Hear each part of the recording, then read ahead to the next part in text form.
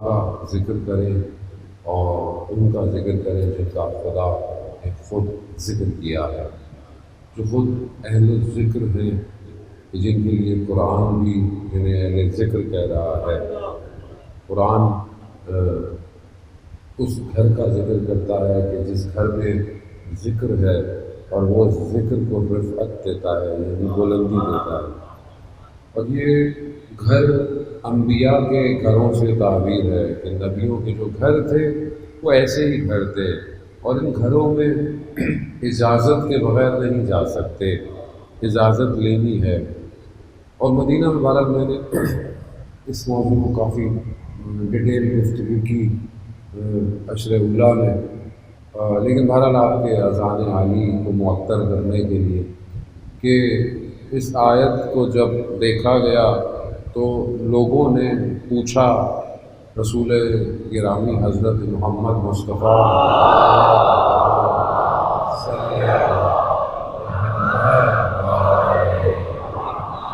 رسول خدا سے پوچھا اور ایک گھر کی طرف اشارہ کیا، وہ گھر کہ جس کے دروازے مسجد میں کھلے ہوئے تھے۔ باقیوں کا میں ذکر نہیں کروں گا، ایک ہی گھر تھا جس کے دروازے کھلے ہوئے تھے، اور اشارہ کیا کیا یہ بھی انہی گھروں میں سے ہے؟ تو رسول خدا فرماتے ہیں یہ ان سب گھروں میں افضل گھر ہے۔ اللہم صلی یعنی یہ وہ گھر ہے جو ان سب گھروں میں افضل گھر ہے۔ کس کا گھر ہے وہ؟ کون سا گھر ہے؟ یہ وہی گھر ہے کہ جس کے دروازے پر کھڑے ہو کر رسول خدا خاتم مرتبت 6 ماہ تک اپنے آخری ایام میں سلام کرتے رہے، السلام علیکم یا اہل بیت النبوہ، یعنی یہ نبوت کے بیت کا گھر ہے، اور یہی وہ گھر ہے۔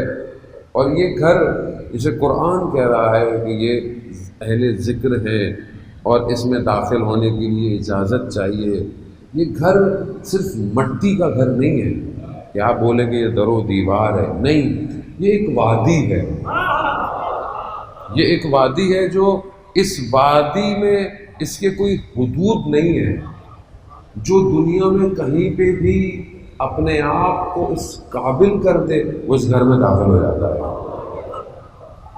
اب اپنے آپ کو اس قابل کرنا ہے کہ یہ اجازت دے دے اندر آنے کی، اور جو اس میں آ گیا وہ خود اہل ذکر ہو جائے گا۔ اور خدا قرآن میں خود ارشاد فرماتا ہے کہ ہم اپنے ذکر کی خود حفاظت کرتے ہیں، تو اگر ہم اہل ذکر ہو گئے تو خدا خود ہماری حفاظت کرے گا۔ عزیزان محترم، کیونکہ بہرحال وادی یہ عشق کی وادی ہے، اور اس کی وادی جو ہے وہ آسان نہیں ہے کہ سادے سادے سے معاملات انجام دوں اور داخلہ مل جائے، یہ شرط مانگتی ہے، اس کے شرائط ہیں۔ اور ہم کوشش ہماری بھی یہی ہوتی ہے، آپ کی بھی یہی ہے کہ آپ مجلس میں آتے ہیں، ذکر سنتے ہیں، اصل ہدف ہی یہی ہے کہ ہم اس ذکر سے اہل ذکر بنے اور اصل وادی میں داخل ہوں۔ اگر داخل نہیں ہوئے تو ہم کربلا کو دور سے دیکھتے رہیں گے، کربلا میں وارد نہیں ہوں گے۔ اسی لیے کربلا کا ذکر کرتے ہیں کہ ہم ان شرائط کو اپنے وجود میں ایجاد کریں تاکہ ہمیں ہمارا امام اپنے ساتھ رکھے۔ اصل ہدف یہی ہے اور کوئی ہدف نہیں ہے، کیونکہ اگر کوئی امام کے ساتھ ہو گیا تو پھر کوئی فرق نہیں پڑتا کچھ بھی ہو۔ ہمارے استاد آیت اللہ محمد بھاگت تحریری حفظ اللہ فرماتے ہیں کہ میں مشرق مقدس میں سامع الحجج امام رضا علیہ السلام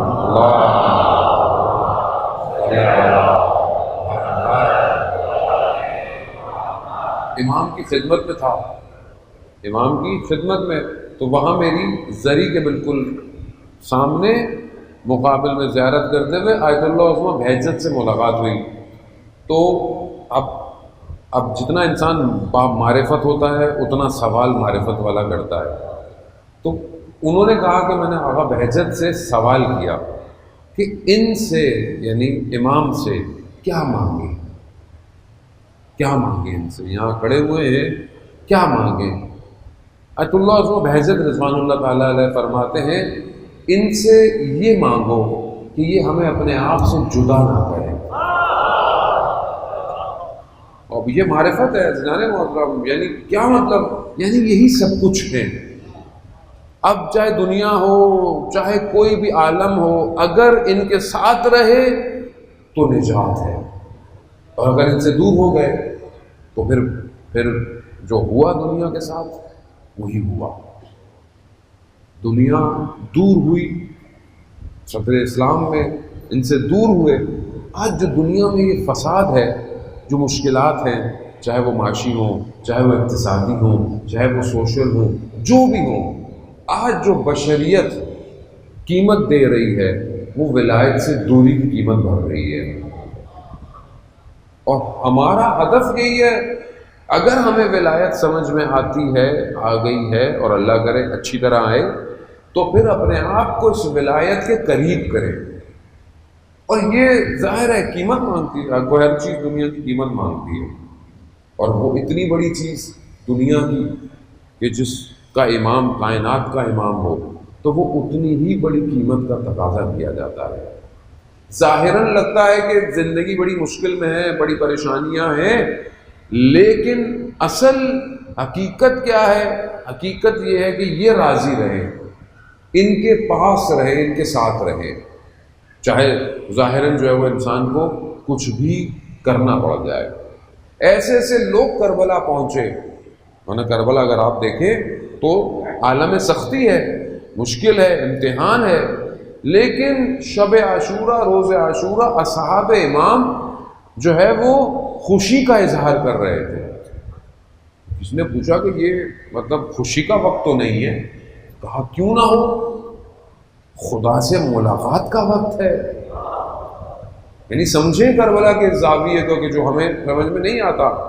ایک جو 72 شہیدوں میں سے ایک شہید ہے جسے وقت کے امام نے بھی زیارت نہیہ میں سلام کیا ہے، اس کے 10 بیٹے تھے بصرہ، اور وہ 2 کو لا سکا امام تک. ایک مقام پر مکہ سے نکلتے وقت امام تک پہنچا ہے، اور اپنے 2 بیٹوں کے ساتھ جب آیا تو جیسے ہی پہنچا تو قرآن کی آیت کی تلاوت کی کہ کہا یہ وہ وقت ہے جو فرح یعنی خوشی کا وقت ہے.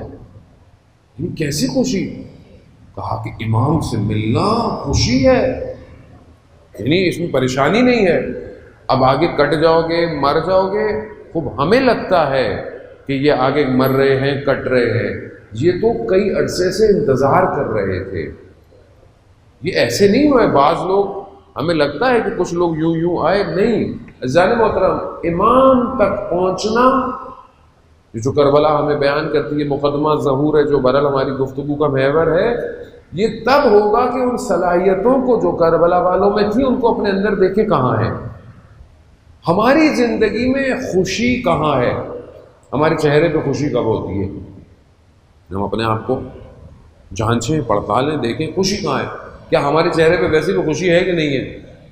یا مطلب ویسے بھی ابھی حالات دنیا کے، کرونا وائرس، ان میں ویسے لوگ ڈسٹرب ہو گئے ہیں، تو یہ تو بہرحال ایک دنیاوی مشکلات ہیں، آگے بھی رہیں گی. ہر آدمی افیکٹڈ ہوتا ہے. اور ابھی جو اس وائرس بیماری اور پھر بہرحال جو ملکی حالات اور سوشل، اکنومیکل، فائنینشیل، اس میں سب سے بڑی مشکل سائیکولوجیکل ڈس آرڈر کی ہے، یعنی ذہنی طور پر لوگ ڈپریشن کا شکار ہیں. اب یہ ذہنی ڈپریشن سے باہر کیسے نکلیں؟ آپ کون سی گولی کھلائی جائے کہ اس ڈپریشن سے باہر نکلیں؟ تو صرف ایک ہی رابطہ ہے، اور تاریخ بھی یہی دکھاتی ہے کہ ایک رابطہ ایسا ہے تاریخ میں کہ جتنی بھی پریشانیاں آئیں، اگر لوگ اپنے وقت کے امام سے جڑ گئے ساری مشکلات حل ہو جاتی ہیں.